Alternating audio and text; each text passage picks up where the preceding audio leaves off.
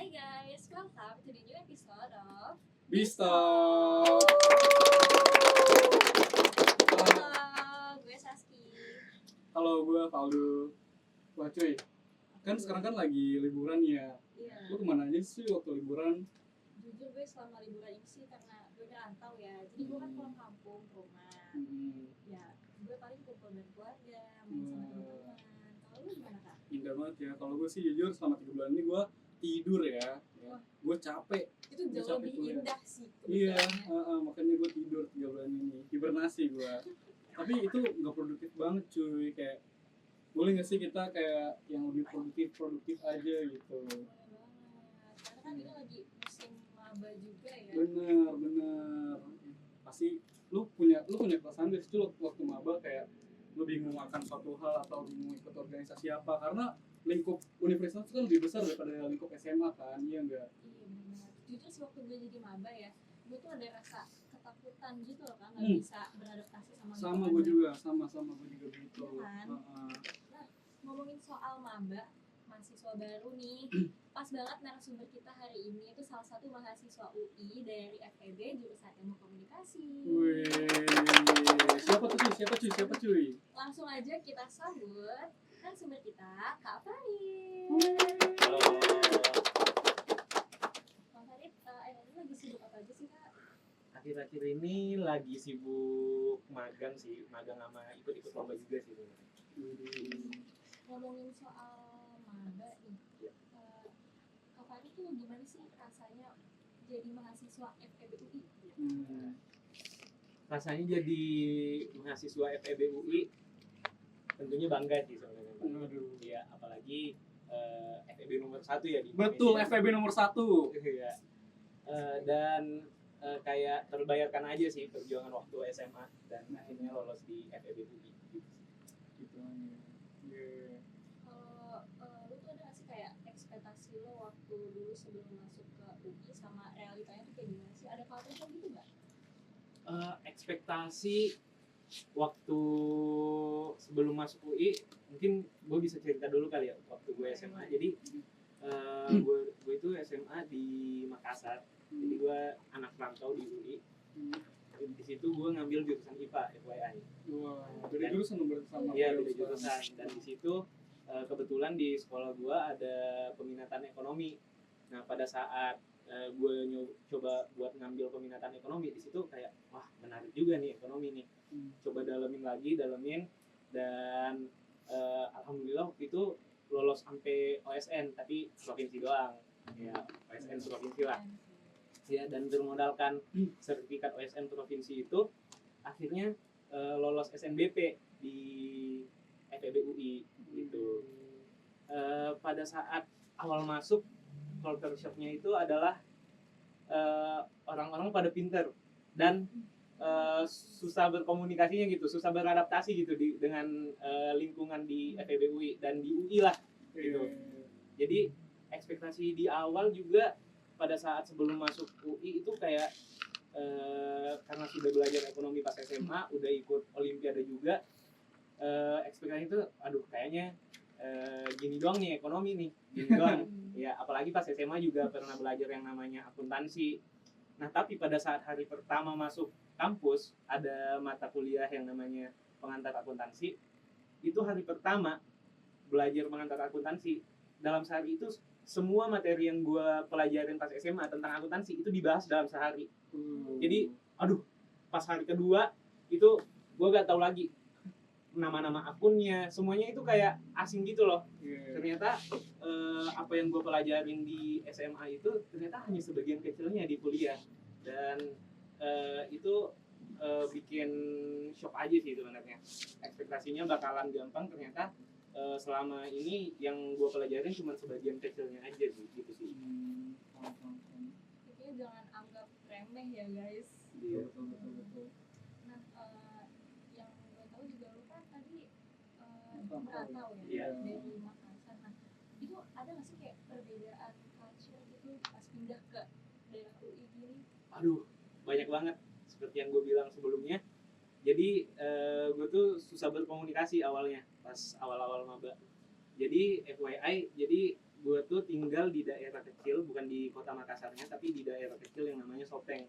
Itu orang di Sopeng itu kesehariannya pakai bahasa Bugis. Beda dengan bahasa Makassar. Kalau bahasa Makassar itu masih pakai bahasa Indonesia, cuman ada logatnya. Nah, kalau bahasa Bugis itu beneran bahasa daerah. Which is pas aku pindah ke Jaksel, ke Jakarta, iya ke Depok, ke Depok itu kayak susah aja komunikasinya gitu. Yang tiap harinya pakai bahasa Bugis tiba-tiba pakai bahasa Indonesia, apalagi ada logat-logatnya gitu. Itu sangat sulit sih, bahkan sampai suatu saat gue itu sempat gak pede ngomong sama orang lain, jadi pengennya tinggal aja di kamar gitu, gak pengen ngobrol sama orang lain soalnya gak pede. Bahkan beberapa kali pada saat ngobrol sama orang itu kayak diacuhkan aja gitu, kayak gak diladenin, saking mungkin ya bahasanya masih terlalu kental logatnya sampai dijauhin entahlah apa itu. Terus cara lo mengatasi hal itu tuh gimana sih Mas? Cara gue mengatasinya sebenarnya pas pengumuman SNBP, pas tahu lulus itu gue langsung berpikir kalau misalkan kalau logat gue masih gini, kalau bahasa gue masih gini, kemungkinan besar orang-orang pada ngejauhin kan. Mungkin cuman oknum lah, tapi ekspektasi gue gitu. Makanya 3 bulan atau 2 bulan sebelum masuk kampus, sebelum mulai kuliah, itu gue udah langsung ke Jakarta. Nah, ke Jakarta ngapain? Ke Jakarta itu kerja sebagai sales, jadi kerja part time gitu. Nah, ya. Jadi pada saat itu kenapa pilih sales? Karena sales itu kita kayak komunikasi sama orang kan, ngobrol sama orang lain. Jadi waktu itu kerja sebagai sales, tapi awal-awal kerja sebagai sales bulan pertama itu beneran gak ada yang laku sama sekali lah produknya. Jadi produk yang aku jual waktu itu adalah KTA, kredit tanpa agunan, di CIMB Niaga. Nah itu gak ada yang laku. Kenapa? Karena ngobrolnya masih gak jelas, komunikasinya masih gak jelas gitu. Gak tahu, intinya kalau setiap mau ngobrol harus pikirin dulu, oh ini betul gak ya? Bilang gua aja tuh kayak aku banget gitu. Gua itu dulu beneran. Bahkan sampai suatu saat pernah gua canvassing itu kayak kegiatan menawarkan produk atau mempromosikan produk yang kita jual. Itu di Mall CP Central Park. Waktu itu ada bapak-bapak, gue tawarin, Pak mau, gue kayak gini sih, tapi intinya gue panjang lah pitchingnya di situ di depan bapaknya, tapi bapaknya bilang, ini anak ngomong apa sih gitu, saking gak jelasnya gitu. Dan tapi selama 3 bulan kalau nggak salah 3 bulan menjalani sebagai sales part time, itu gue sama sekali gak dapat salary, gak dapat gaji, dan gak dapat komisi. Tapi apa yang gue dapat, yang paling penting adalah gue bisa beradaptasi. Akhirnya gue bisa sedikit demi sedikit merubah bahasa gue gitu, komunikasi gue gitu, yang awalnya kayak gak pede dan sekarang udah lumayan pede, sehingga pada saat masuk kuliah itu udah lumayan pede ngobrol sama orang lain meskipun masih berlogat, iya masih kaku gitu sih. Keren banget ya, jujur. Nah Mas, lu waktu di maba itu kan sekarang kan lu semester 5 ya? Iya, semester 5. Jadi sekarang lu juga lagi magang-magang kan? Iya. Gimana sih cara lu ngatur waktunya itu supaya semua tuh at least rata gitu, nggak berantakan? Sebenarnya cara ngatur waktunya itu kalau dari gue sendiri itu mungkin seperti yang biasa dilakuin pada mahasiswa umumnya sih, ya adalah dengan skala prioritas. Yang pertama itu skala prioritas. Kenapa?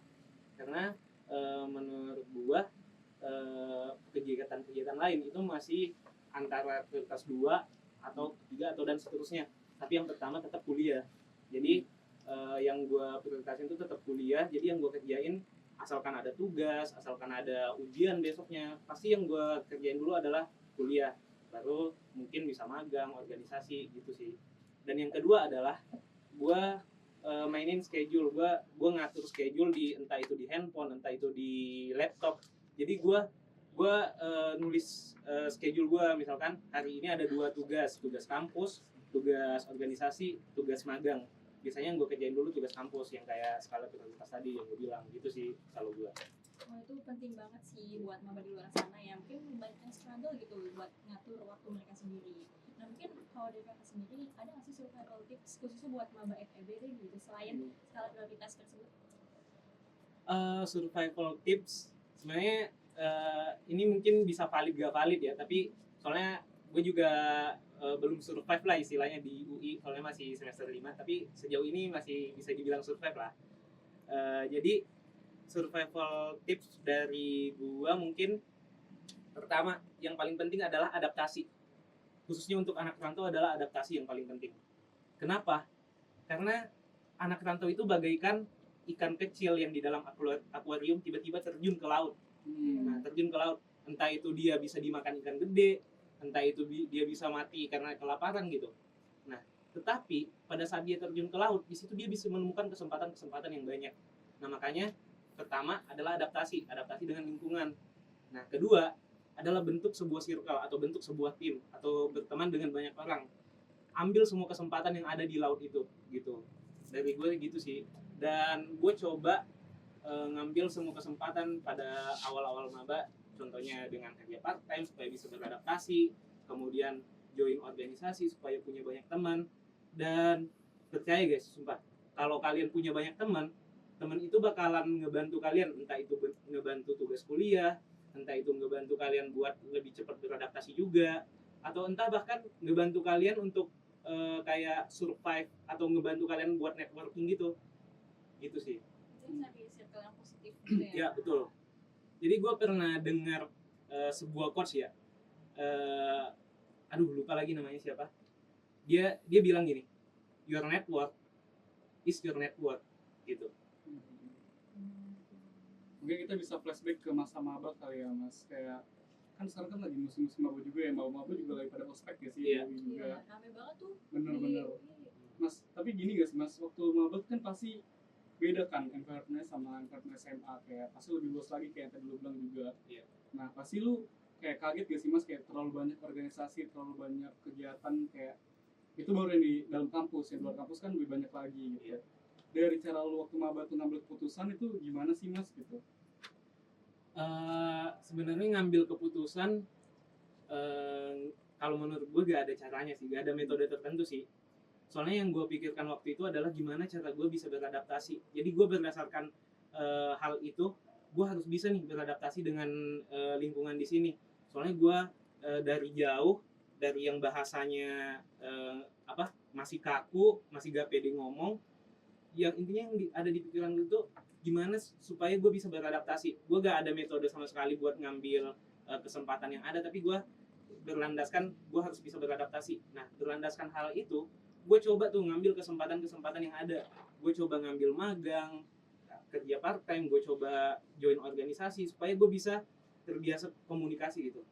Jadi dengan berlandaskan itu ya gue coba ngambil semuanya sehingga gue bisa beradaptasi, sehingga gue bisa punya banyak teman gitu sih. Jadi menurut gue seperti yang gue bilang tadi, buat maba-maba adaptasi adalah hal yang paling penting. Dan orang yang paling pintar menurut gue adalah orang yang bisa beradaptasi di tempat manapun, entah itu dia disimpan di mana, dia bisa beradaptasi. Beda dengan orang yang pintar doang. Orang yang pintar doang belum tentu bisa beradaptasi gitu, tapi orang yang beradaptasi udah pasti orang pintar gitu. Ya, mungkin harus berani beradaptasi bahkan berkesempatan. Ya, betul. Nah, mungkin dari sekian banyak kegiatan nih kak, kita jadi maba nih gimana sih caranya supaya kita nggak terlalu stres gitu? Stres tuh makanan anak kuliah sih. Bener dia iya kan. Terus juga kayak ngerasa kayak aduh gitu ya. Makanan anak kuliah stres ya. Menurut gua juga gak bisa cara mengatasi ya. Gue juga gak bisa kasih solusi untuk cara mengatasi, soalnya gue sekarang masih berteman erat dengan stres. Jadi paling cara gue gimana supaya nggak stres itu nggak mengganggu atau nggak membuat gue down gitu. Misalkan gue lagi stres dan gue mutusin untuk nggak ngelakuin kegiatan, gimana caranya supaya gitu? Kalau dari gue adalah pertama bangun habit yang kuat. Kenapa bangun habit yang kuat? Karena ketika melakukan habit, contohnya gue sekarang sekitar 3 bulanan, bukan 3 bulan, sorry, sekitar hampir setahun lah, gue suka nge-gym lah istilahnya, gue suka olahraga. Dan kenapa membangun habit yang kuat? Karena menurut gue setelah gue coba habit yang positif, gue coba olahraga, gue coba bangun pagi, itu beneran kayak gue terdorong untuk tetap melakukan kegiatan positif meskipun stres. Berdasarkan hal kecil-kecil itu, gue bisa tetap produktif gitu di hal-hal yang besar. Jadi misalkan gue stres, gue tetap ngelakuin nge-gym, apalagi ada tugas kuliah, gue tetap ngerjain kuliah gitu. Jadi dari hal-hal kecil itu gue lawan rasa stresnya dengan melakukan hal produktif. Dan apabila ada hal yang perlu dikerjain, karena udah terbiasa nih melawan stres dengan habit-habit yang tadi, itu gue bisa tetap ngerjain hal-hal kayak misalkan tugas kuliah gitu sih. Dan mungkin selain itu ya, selain membangun habit, mungkin adalah motivasinya sih sebenarnya. Motivasinya apa sih, tujuan utamanya untuk kuliah gitu. Kalau gua dari awal sebenarnya tujuan gua beda-beda ya di kuliah. Yang pas awal-awal itu tujuan utamanya adalah gimana supaya beradaptasi gitu, yang gua bilang tadi. Nah, meskipun gua stres nih gak dapet gaji di sales, tapi tujuan utama gua bukan gaji. Tujuan utama gua adalah gimana supaya gua bisa beradaptasi dengan lingkungan. Soalnya ya yang gue bilang tadi, gue gak bisa ngobrol gitu. Nah, berlandaskan itu, meskipun gue stres nih gak dapet gaji, susah dapat komisi juga, tapi gue tetap ngerjain supaya bisa beradaptasi gitu. Jadi dengan motivasi yang kuat, gue yakin stres pun bakal dilawan gitu. Gitu sih. Benar. Mas, sekarang kan lu kan anak FEB nih ya, Yeah. tapi lu dari IPA gitu. Dari sekian banyak prodi atau bidang industri yang ada, kenapa lu lebih memilih bisnis gitu ketimbang ilmu-ilmu yang lain? Dan sekarang kan katanya lu juga lagi punya bisnis kan ya? Nah, Iya. kenapa mesti bisnis, Mas? Enggak yang lain? Oke, FYI mungkin teman-teman, sebenarnya gue sekarang lagi gak jalan bisnis ya, soalnya lagi sibuk banget, jadi gak jalan bisnisnya. Cuman pernah ngejalanin bisnis, dan sekarang juga lagi ada proyek bisnis sebenarnya bareng teman berlima.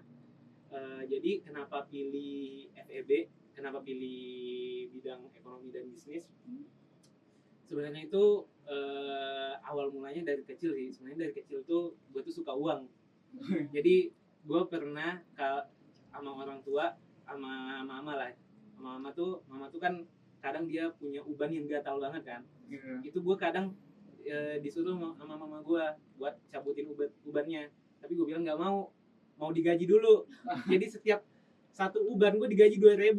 Bahkan pada saat gue cabut-cabutin ubannya tuh gue bisa sampai dapat 100.000. Makin semangat tuh. Iya, makin semangat. Jadi dari kecil emang suka duit sih sebenarnya, suka duit. Dan pada saat SMA itu pernah coba bisnis juga. Bisnis yang dilakuin pas SMA tuh jualan pulsa. Dulu SMA sekolah asrama dan nggak boleh bawa handphone gitu. Jadi yang bawanya itu HP apa sih yang namanya, yang banyak tombolnya? BlackBerry. Iya, itu pakai pulsa kan kalau mau nelpon. Nah, Iya. itu gue jualan gitu, jualan pulsa.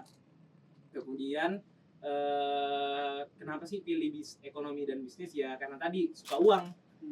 Dan yang paling berkaitan sama uang adalah ekonomi dan bisnis. Ya, sesimpel itu sih sebenarnya. Tapi meskipun suka sama uang, bukan berarti juga suka ekonomi kan. Dan sejauh ini sebenarnya gue belum terlalu bersahabat baik dengan ekonomi gitu. Soalnya penuh dengan angka. Tapi gue masih berusaha survive, berusaha mencintai jurusan gue gitu.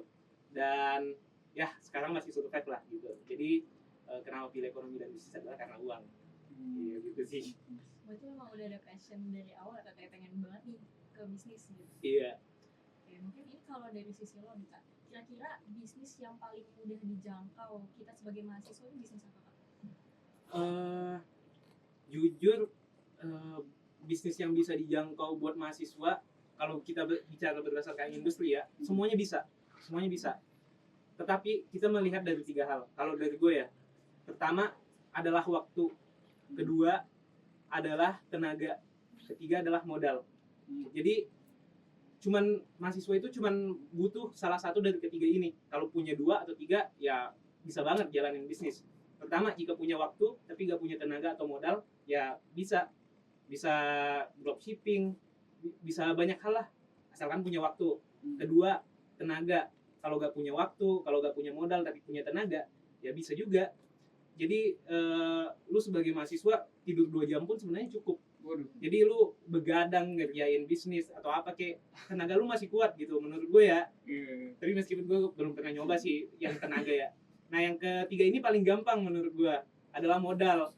Jadi meskipun lu gak punya waktu, gak punya tenaga, tapi lu punya modal, lu bisa hire orang gitu untuk jalanin bisnis lu. Lu cuman cukup tuangin ide, suruh hire orang untuk jalanin bisnis lu udah jalan asalkan lu punya modal.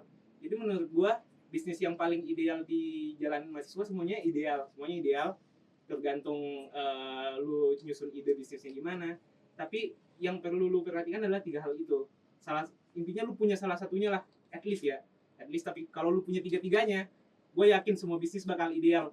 Lu mau bisnis di industri F&B, mau bisnis di industri finance atau apapun itu, semua bakal jalan menurut gue. Gitu sih. Cuman sustainnya belum tentu ya. Nah, ngomong-ngomong sustain nih, lu suka kesel gak sih kalau liat ada mahasiswa atau Gen Z nih yang kalau bikin bisnis cuman coming soon gitu? Gimana sih tanggapan lu akan hal itu? Aduh, gue lagi salah satu ininya. Gue juga lagi. Ini kita bertiga jadinya. Ya tolong follow bisnis coming soon kita bertiga. Jadi teman-teman kita itu bukan expert di bisnis ya, cuman mungkin kita sharing-sharing aja di sini. Jadi pas kuliah, pas semester 2 sama 3, gue itu sempat jalanin bisnis F&B, cookies. Itu lumayan jalan lah. Modalnya cukup untuk beli, pendapatannya cukup untuk beli oven lah waktu itu ya. Nah, tapi itu bisnisnya gak lanjut sampai sekarang. Soalnya sibuk banget, sibuk organisasi, kuliah, banyak lah kesibukannya gitu. Jadi aku mutusin buat gak lanjutin. Nah sekarang lagi bikin bisnis nih, masih coming soon. Itu udah beberapa lama. Nah by the way ini salah satu hasil prototipe-nya gitu. Nih. Nah itu ini udah dibikin sekitar setahun lebih lah. Setahun lebih, bayangin, setahun lebih tapi gak launching sampai sekarang. Kenapa? Karena belum siap aja sih. Jadi tanggapan gue terhadap Gen Z, gue juga Gen Z sih, Gen Z yang masih coming soon bisnis itu wajar sih menurut gue ya. Soalnya kalau menurut gue, kalau kalian belum siap dengan yang pertama tadi, yang waktu kayak belum siap, modal kayak belum siap, atau tenaga kayak belum siap, saran gue gak usah jalanin bisnis. Soalnya itu ngabisin network kalian gitu, ngabisin modal kalian aja gitu. Itu saran dari gue sih. Nah kenapa gue gak launching? Soalnya waktu gue sudah termakan banyak sama kuliah dan organisasi. Tenaga gue gak bisa begadang. Gue jam 10 udah ngantuk banget, gue gak bisa. Dan yang terakhir adalah modal. Gue berasal dari keluarga yang B aja, jadi gue gak bisa, gue gak punya modal untuk bisnis A gagal, bikin bisnis B, gue gak bisa gitu. Jadi gue harus beneran main safe, main aman, supaya bisnis gue tuh mateng gitu. Gue bukan anak yang misalkan ya udah ada ide langsung jalanin, gagal bodo amat, duitnya masih ada. Gue gak bisa gitu, gue main aman. Jadi buat Gen Z yang masih coming soon, ya gue tahu kok perasaan kalian, dan mudah-mudahan kalian bisa punya salah satu dari ketiga itu. Dan kalau kalian siap, gue yakin bisnisnya bakal lancar. Bener banget guys, karena kita ini perintis ya, bukan pewaris. Nah, ngomong soal Gen Z juga nih, karena kan mungkin dari kita sendiri adalah ketakutan gitu bikin bisnis, kayak aduh gue takut rugi, aduh pasti saingan gue banyak nih, aduh gue takut banyak kayak struggle-nya. Nah, cara kita biar bisa bersaing di era sekarang ini gimana? Dengan poin kalau kita udah punya 2 yang tadi lu bilang itu ya. Oke, cara bersaing, jujur gue juga belum punya bisnis yang sewah itu sampai bisa bersaing dengan kompetitor. Tapi yang setahu gue ya, mungkin ini gue bisa sharing yang apa yang gue tahu aja. Jadi cara gue tuh pertama tentuin siapa target market kalian gitu. Kalian mau jualnya untuk siapa sih gitu. Setelah kalian tahu jualnya untuk siapa, kalian bakal tahu tuh cara marketingnya gimana, produksinya, bentukannya, misalkan produknya gimana. Misalkan kalian targetinnya Gen Z misalkan, ya tentunya kalian tahu dong marketing Gen Z gimana, dengan video marketing misalkan yang yang 1 menit gitu, soalnya Gen Z suka scroll sosial media kan, atau enggak bikin rupa produknya itu lebih menarik sesuai Gen Z. Jadi pertama itu tentuin target marketnya. Setelah tentuin target marketnya, udah gampang semua tuh, mau nentuin marketingnya gampang, mau nentuin gimana produksinya dan jumlah produksinya juga gampang gitu sih. Yang paling penting adalah menurut gua nentuin target marketnya dulu sih. Dan apa ya, selain nentuin target market, menurut gua USP juga salah satu yang paling penting sih. USP, meskipun kalian udah punya produk nih, target marketnya udah jelas, marketingnya udah jelas, meskipun ada marketing yang bagus tapi produknya nggak ada USP-nya, unique selling point-nya, itu menurut gua ya sama aja, nggak ada keunikan gitu. Ngapain gua beli produk lu yang nggak ada bedanya dengan produk B gitu? Ngapain gua beli produk A yang nggak ada bedanya dengan produk B, sedangkan produk B udah ada lebih dulu gitu, mending gua beli produk B gitu. Jadi bikin sebuah unique selling point sehingga seseorang atau target marketnya itu pengen atau willing untuk membeli gitu. Menurut gua gitu sih. Kalau pendapat tuh tentang kayak suatu bisnis yang ekosistem harganya tuh udah rusak, itu gimana sih Mas? Ekosistem harganya udah rusak maksudnya gimana ya? Ya misal gue pernah jalanin usaha produk hijab gitu. Iya. Harga hijab tuh udah nggak make sense menurut gue. Misal gue beli hijab dari seller gue tuh 6.000, Iya. otomatis gue mesti jual lebih mahal dong, kayak misal harga 7.000 lah. Iya. Tapi si sellernya ini juga jual juga dengan harga yang sama 6.000 gitu. Nah, otomatis kan pergerakan bisnisnya udah rusak kan kalau gitu. Iya. Kalau menurut lu gimana sih Mas kayak gitu? Ekosistem harganya udah rusak ya? Hmm. Menurut gua, kalau dari yang setahu gua ya, kalau ekosistemnya sudah rusak, sebenarnya yang perlu diperbaiki adalah internal bisnisnya. Kita gak mungkin bisa ngatur kompetitor untuk menyesuaikan harga sesuai dengan yang kita mau. Jadi gimana supaya kita menyesuaikan, entah itu di faktor produksinya dikurangin, misalkan gaji karyawannya terlalu tinggi sehingga produknya jadi mahal. Jadi yang disesuaikan itu adalah internalnya, gimana supaya kita bisa memproduksi seefisien mungkin tanpa menaikkan harga gitu, justru menurunkan harga gitu sih. Jadi sehingga produk kita itu bisa bersaing dengan kompetitor gitu sih. Jadi kalau mau nggak mau, kalau gitu kita mesti perang harga dong Mas, antara seller satu dan kita gitu. Betul. Jadi konsumen itu melihatnya sebenarnya yang pertama itu dari harga ya. Biasanya konsumen itu menurut gua melihat dari harga, kemudian baru kualitas. Kalau menurut gua rata-rata konsumen ya yang gua temuin sih. Tapi ada juga sih konsumen yang melihat kualitas dulu. Tapi itu biasanya konsumen kelas atas yang melihat, oh ini kualitasnya bagus nih meskipun harganya tinggi, gua beli ini. Tapi yang ya khusus untuk mahasiswa lah biasanya ya untuk harga yang murah kan, nyari harga yang murah. Jadi mau gak mau gimana supaya harga produknya itu lebih murah, ya emang harus perang harga. Yang harganya paling murah dialah yang menang gitu. Untuk market menengah ke bawah biasanya mereka untuk melihat harga yang murah gitu. Kalau gitu berarti udah nggak sehat lah ya Mas kalau gitu ya. Itu masih sehat menurut gua, masih sehat.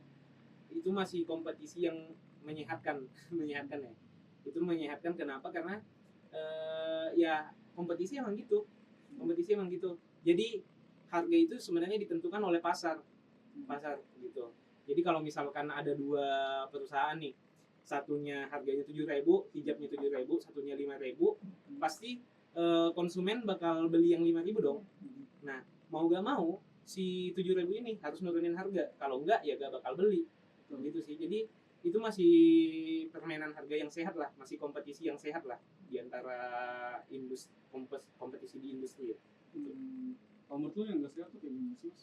Yang nggak sehat adalah yang misalkan dalam suatu industri, misalkan industri F&B, dua company pemimpin industri dia bekerja sama atau kolusi lah istilahnya, bekerja sama.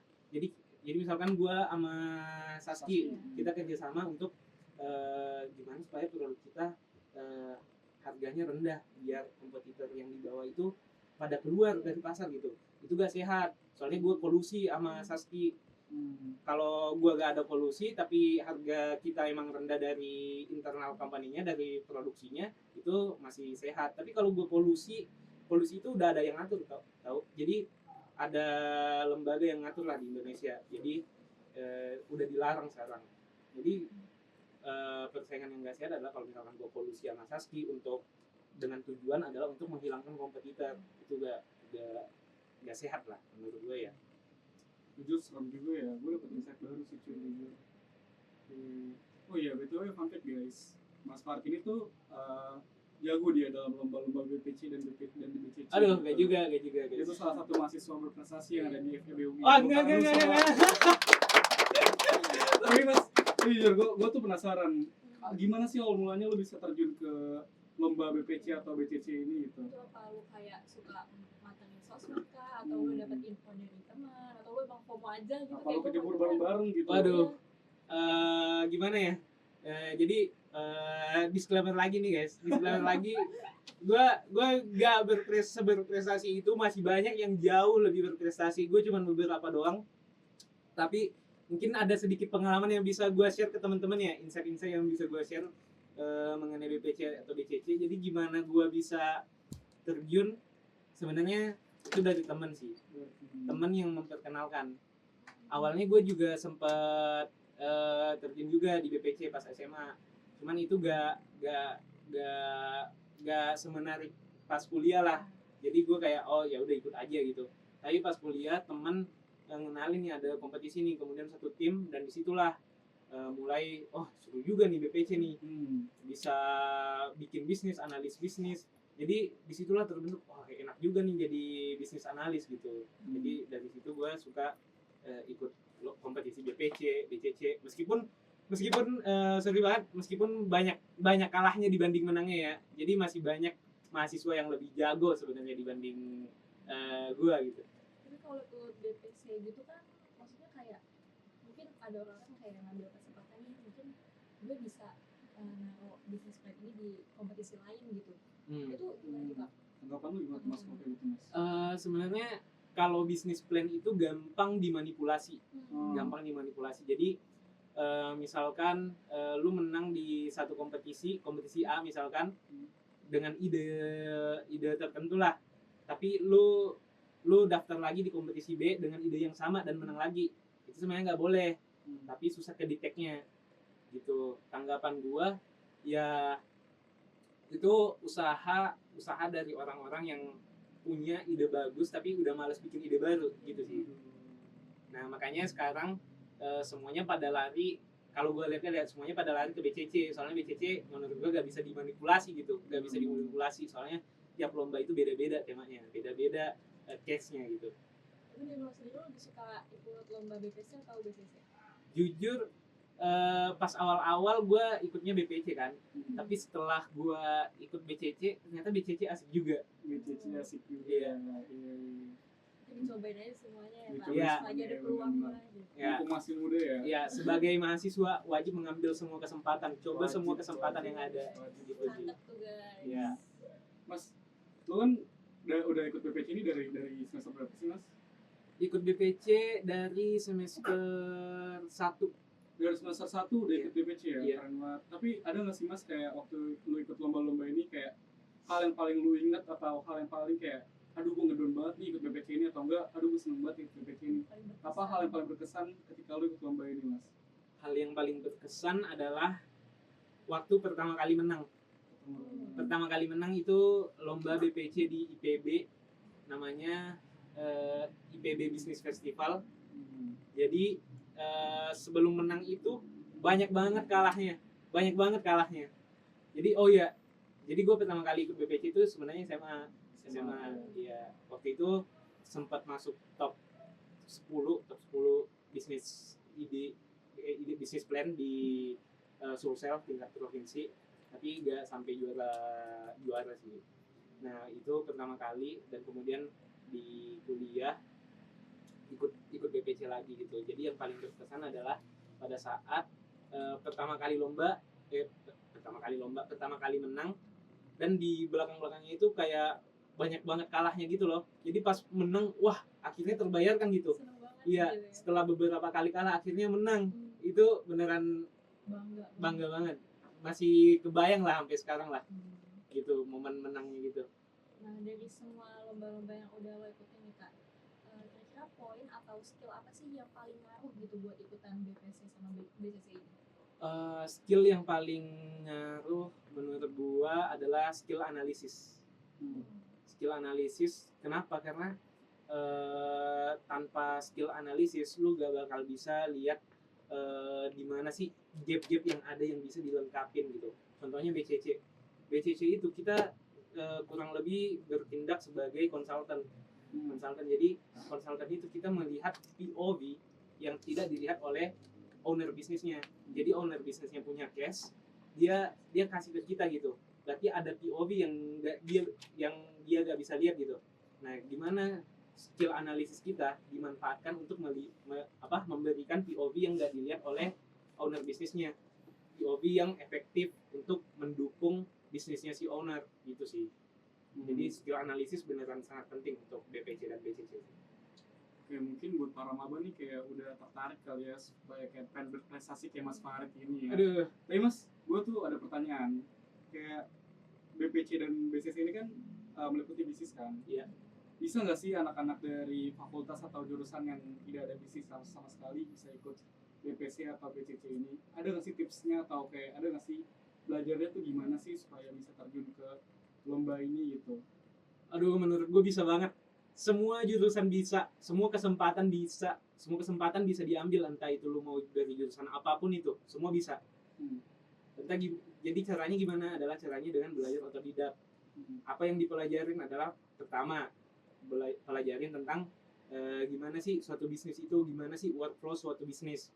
Jadi ketika lu tahu workflow-nya, misalkan suatu bisnis F&B mulai dari workflow awal sampai akhir, lu bakal tahu tuh, oh ternyata gini ya, ternyata di sini ada terjadi cash flow, ada terjadi misalkan di supplier ke pabrik ada terjadi cash flow sehingga membutuhkan PIC, sehingga lu bisa nentuin mulai dari operasionalnya bahkan finansialnya. Jadi pertama itu lu analisis, yang paling penting itu sebenarnya yang gue bilang tadi, analisis.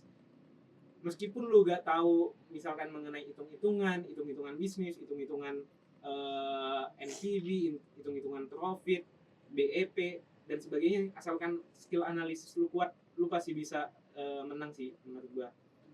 Soalnya hitung-hitungan itu ya lu cari aja dari Google, cara menghitung BEP pasti ketemu kok gitu. Soalnya di BPC sama BCC itu pasti ada petunjuknya juga, misalkan dia nyuruh kita bikin financial projection-nya. Tapi yang paling penting adalah gimana kita analisis yang tepat supaya kita bisa membuat misalkan financial projection yang efektif untuk bisnis tersebut gitu ya. Wah, gak kerasa sih ya pembahasan kita hari ini makin menarik aja nih Kak. Dari insightful banget banget. dari bahas maba, terus bahas kehidupan mahasiswa sampai ke tips lomba BPC dan BCC. Wah, mungkin dari Kak Farid sendiri ada nggak nih kasih kata-kata dong buat penonton Bistalk hari ini? Aduh, kamera lihat Mas Farid ya. Kata-kata hari ini Mas Farid. Kata-kata hari ini apa ya? Bu, ini kata-kata hari ini khususnya untuk buat para maba ya. Kalian itu bagaikan ikan kecil yang terjun di laut. Di sana banyak kesempatan, di sana banyak sekali makanan, tetapi banyak juga predator. Tapi gimana cara kalian untuk bisa beradaptasi, mengambil kesempatan tersebut, beradaptasi dengan lingkungan sehingga ikan tersebut menjadi lebih besar sehingga bisa kemana-mana di laut itu, gitu sih. Jadi kampus itu bagaikan sebuah lautnya, gitu. Kalian terjun di kampus itu kalian masuk ke dunia yang lebih luas, lebih banyak kesempatan dan lebih banyak juga tantangannya.